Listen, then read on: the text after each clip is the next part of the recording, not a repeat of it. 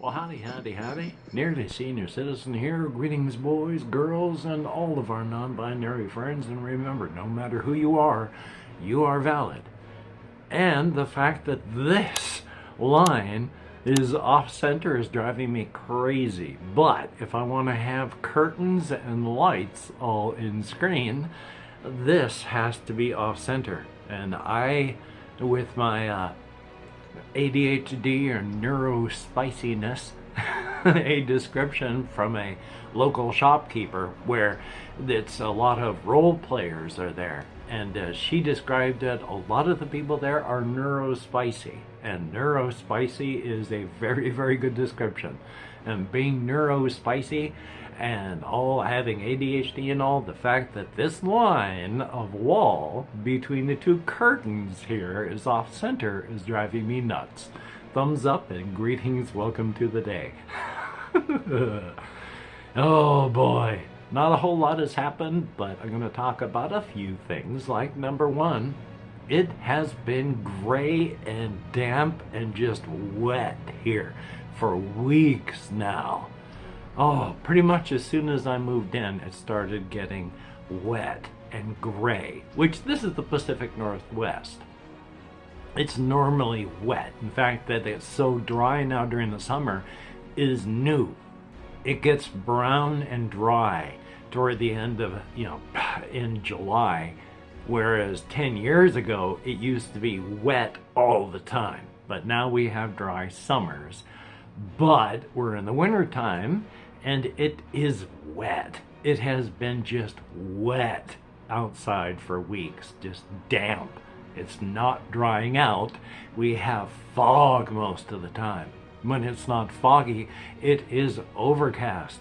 When it's not overcast, there are clouds and sun, which is nice when that happens, but it doesn't happen all day, and then it gets gray and damp again. So nothing ever really dries out there. It's just always wet. Thumbs up and welcome to Western Washington. It is a good thing. It's actually one of the reasons I liked when I was younger and we did travels around Europe and we traveled to Britain. I like Britain. It's also because of the latitude, it's pretty much like Pacific Northwest weather. And then when I spent 2 years in Germany, it's pretty much like being in the Pacific Northwest. When you looked at the horizon, you couldn't see the horizon. There were mountains, and there was a lot of rain, and it was moderate temperature. So, thumbs up. I like that. That's one of the things. I mean, Port Orchard was nice when I was there because you looked at the horizon. Oh, I have a lot of floaters in my vision anymore. I'll talk about that too. But when you looked at the horizon, you couldn't see the horizon. There were mountains. That's, for me, that's the way things are supposed to be. When you look at the horizon, you can't see it. That's why I didn't like places like Texas and Florida. When you looked at the horizon, you saw the horizon. Ugh, that's not right. When you look at the horizon, there's supposed to be mountains that break your view. So, that's just the way I like it. I mean, that's where I was born. That's where I grew up. So, of course, that's the way it feels normal and natural for me. So, thumbs up on that. According to it looks to me like my hands are both normal, flat. But this hand has to twist in what feels like an unnatural position to be in the same position that this hand is normally in. I'm either have lost function because of what's going on with my nerves, or just because of my nerves being pinched. That is really difficult to do. This, oh boy. That's something I gotta work on, isn't it? Oh boy. Yay. It's use it or lose it, so I gotta start doing exercises apparently. Anyway though, yay for discovering wonderful things about our bodies. Anyway though, I have just continued surviving, and that's a good thing. Again, the fact that it's winter has thrown so much sand into the gears of my plans. I don't want to fall back into the old patterns that I was into before all this happened. As much as I had a house I was living in, I had no money because I had to put all of my money into rent, and I was just in a holding pattern, and I had been in a holding pattern for like 7 years. I don't want to be into a holding pattern again. I mean, there's not going to be a whole lot of things I'm going to do in my life.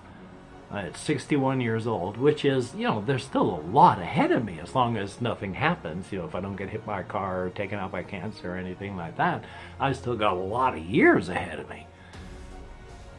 Where was I going with this? I can't remember even what I was talking about. I love ADHD. I've mentioned this before.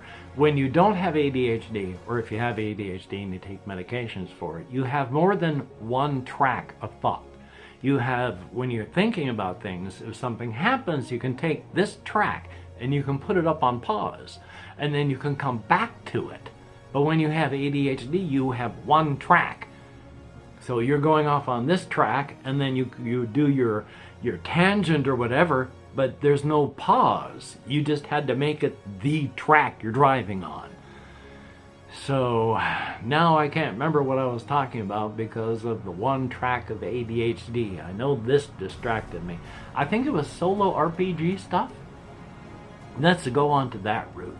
There's solo RPG stuff because, oh my goodness, I've been watching a lot of people, especially this one person who does, well, not especially, but I can't even remember his name, but he does a Me, Myself, and Die. He's a voice actor and actor, and he does a whole lot of just solo stuff as well, which he says is weird because he gets a lot of people asking him solo RPG questions, but he only does solo RPG stuff basically for the channel and not for himself. But he's still, I've been watching this latest video where he's answering questions about what to do in solo RPG stuff, because I had also gotten, I talked in a Twitter thing and then I put it into the YouTube comments about when I search for solo RPGs, I get results back with me in them. Now it's not up at the top, and if I do it on PC, I still have to scroll, but eventually I come up with results of me talking about it, either vlogging or whatever. And so my question was, are there so few things out there that they have to pad the results with things like me? Because while I do solo RPG stuff, I certainly don't do it as a channel. And I'd hate to disappoint people that are coming to my channel for solo RPG stuff, and here I am just talking about, people like being eaten by cryptids. So, but on the whole solo RPG thing, there are so many different ways and different types of solo RPG things because there are the game books. And the Fabled Lands game book is one of those types of, it is an open world RPG. And it's just a game book at the same time. Your choices are limited by that. And I have a whole bunch of really cool looking, and I want to play them for the channel, game books in PDF form that are more modern and, while not open worldy, give you more options than just the old, here, you're in this paragraph, you have these choices, what do you do? No, it's like, well, you got a whole bunch of choices. Here, roll the die if you want to figure out randomly. And if you don't want to do that, hey, there's a guy walking through the woods over here. You want to go check that out? So there's the game booky way. And then there is the having total freedom. Well, things like Far Against Darkness are right in the middle. Now, I talked about the guy C4 who's watched some of my videos, and if he still watches, hi, CEEPHOUR, who is doing Iron Helm right now and doing a much better job at explaining it than I ever could. I can't remember where I was going with it. Ah, yes, Far Against Darkness. He was playing some Far Against Darkness, and I believe it was, but he was using the straight oracles and was being much more, not making choices as a character, but making every choice as a random thing. Like, well, what are we going to do here? Make a decision on that. What is happening here? Make a decision on that. Not like, well, my character is doing this. Logically, I think I would do this. What are my feelings on that? So my view on the choices that I would make would be much more directed as a character instead of just, well, here's throw it to the winds and see what happens. But there's also just the total throw it to the wind and see what happens, where you're not using game books, is just total open world, which you can have the mixture of with things like D100 Dungeon, where you can go straight down into the dungeons with random dungeon crawling and then come back up and have an open world. But with the open world, that one's even limited because you have the choices of the open world game book with its choices. Then you have the total open world, where you take the games that are open world, sandboxy, tabletops for lots of people, and you start doing that solo with either a book as a GM, like the Mythic GM emulator, or something called the Gemulator, which is another GM emulator. Or you can just use flat oracles and not do that. But you have to either direct your questions or for characters, or just what you would like to see. Because your questions can be so wild, as like, do the royalty eat babies here? And then roll on an oracle table. Yes, yes, and no, yes, but no, no, but. And it's like, well, that's kind of a wild, too wild of a question there. I would be more like, try to figure out what your game world is like. And then say, well, gosh, if elves are like this in this world, are there any elf encampments around?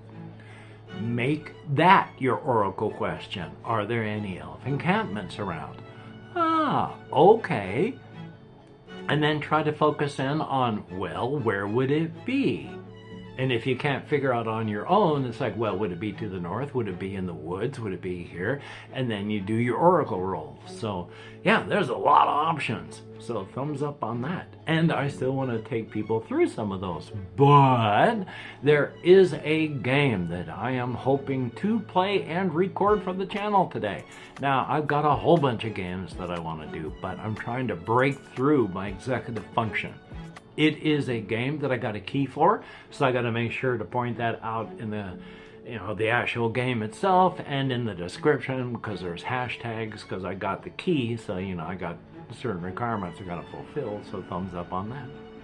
Now, I am still working on my settings in my head. Now, I realize I've talked about how, gosh, this stuff, the publishers, they don't take this, or it's hard to make your mention here because of all the AI sludge. I can't do anything about the AI sludge part. But I could self-publish this stuff on something like Kindle through Amazon. I mean, there's all sorts of people that sell there, and the weirdest stuff. I mean, you have, what's his name? Chuck Tingle, that does the weirdest, bizarre, you'd have to check it out. It's weird. All the way to people who have a series of books about people, primarily women, who go out and have like sex with dinosaurs. So there's a big market out there. So even if I didn't sell, at least it'd be available. So I can research it. There's ways to get things out there. But as stated, I'm still working on things. I got my characters, I got my settings. There's the inside, there's the outside, the razor's edge. The inside, of course, where all the energy is primarily, where the infinite ocean of possibility and potential is. And then the outside, where we are, where it's normal. And then in between, there are an infinite number of razor's edges, which is just, there's a hole rubbed through on this universe, a hole rubbed through in our universe, and they are connected through a razor's edge, which is just a transition point between the two universes.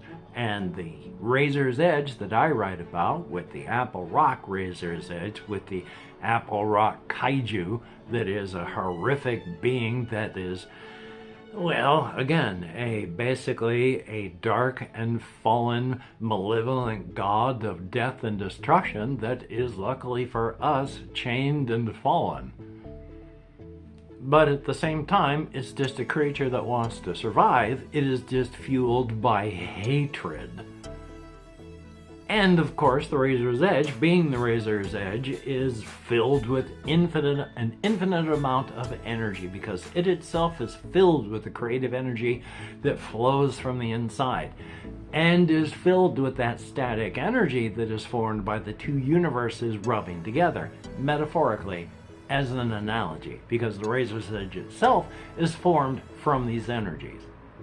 Which is kind of sad, because all of the beings like us that are on the Razor's Edge, we have counterparts in the infinite ocean of possibility and potential. Every possible variation of us, from every possible stage of development, in every possible world, in every possible condition, is there. Except for any intelligence that is on any Razor's Edge formed out of the static energy.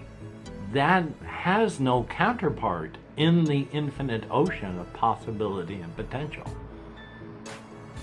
Now, the characters that I do like the inside, there's the Crimson Kingdom with the King in Crimson, and then on the Razor's Edge, there is Apple Rock, where the kaiju comes down every 4 or 5 or 6 years, and eats a couple thousand people, except the entire story of the Razor's Edge in the setting is when it comes down and eats almost 15,000 people out of only 25,000 people in the city and the surrounding area. And then, of course, there's out here, the outside, where not much can happen because we don't have those infinite energies that are on the other way, but some leaks through the gates. And in this setting, our universe out here is sustained by the energy that flows inward from the inside. And because the gates are open in two ways, some of our energy flows back in. And so, with that transfer, we stay in stasis.